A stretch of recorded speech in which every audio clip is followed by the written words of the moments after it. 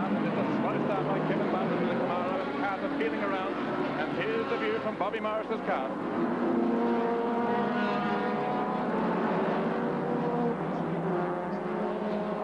Who's away, and he doesn't want to be in any other position throughout the entire race. And he's got a long lead, and Brock is after him. And Bartlett now up into third place after that run up the mountain.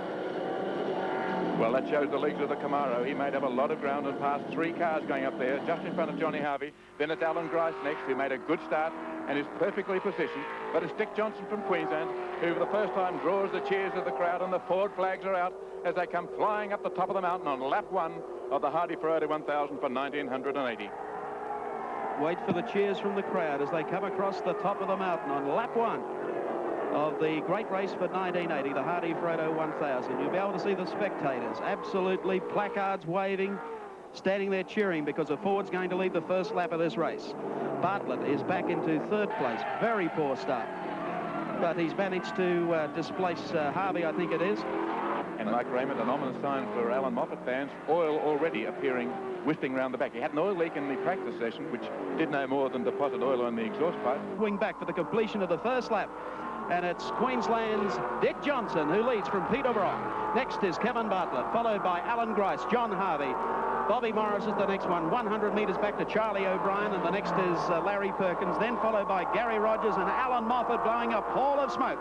Back on to Conrad Straightaway. Watch the Avco Pepsi Camaro pull out. He's had enough of it. Dixon wants to get out of the way because Moffat, I don't think, will last another lap or so without getting the black flag. Some of the pit activity as the rear wheels come off.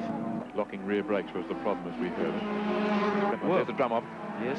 Well, Brock won the race by 6 laps last year, but I imagine now he's not saying, well, I've got 6 laps to spare. He'd be a very worried man. Mr. Cool of motor racing.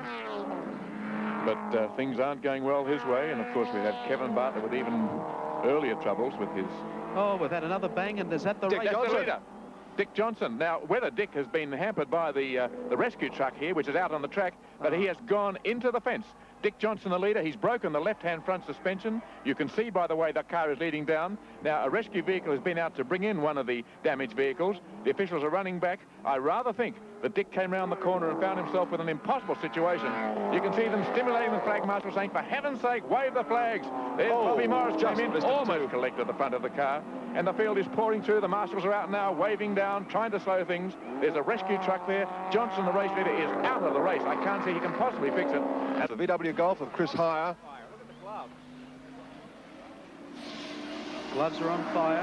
That was like a refueling fire, and that was a big fire too. It was extinguished very, very quickly, but by goodness me, there was fire everywhere in the pits. There was a great flash from the back of the car. The tank went. Now, they're the gloves of this man, I'd say, whether it's the driver or one of the pitmen.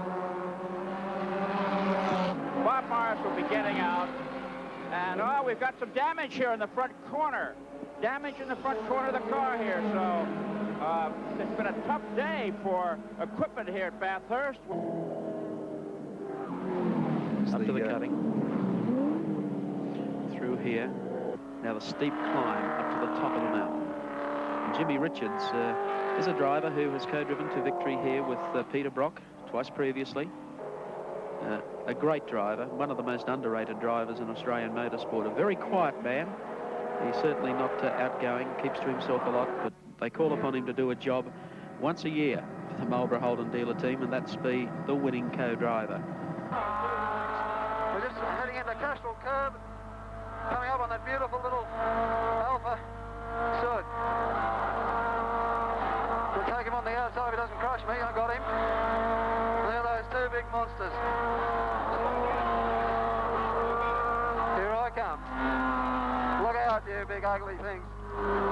Get out of the road, you big Yankee thing. Come on, move! That's the problem with these small cars. They go so well, and you get these things that just hold you up. He's just holding me bog slow.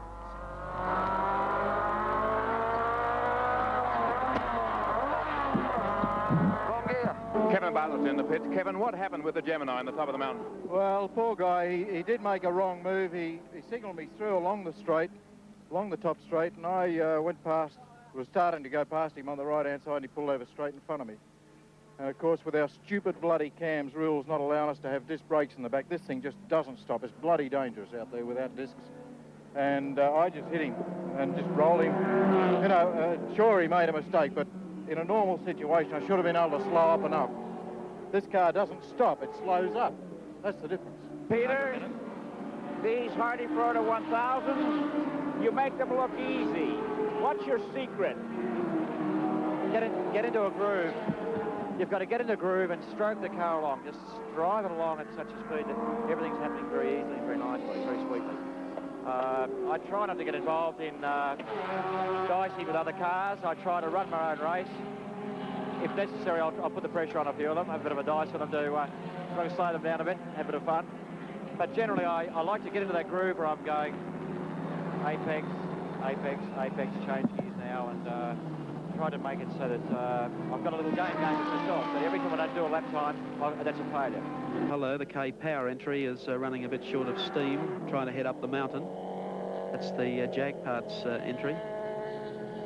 Yes, a little fogging of the windscreen there, a bit of heavy breathing. This great dice still continuing between Jimmy Richards in 05 and the Alan Grice Craven mild car. Take a look at the outright slowly for you. Number 5, of course, the leader. Jim Richards at the wheel at the moment, 160 laps completed. In second place is the Cadbury Schweppes Commodore of Peter Jansen and Larry Perkins from Victoria on 159.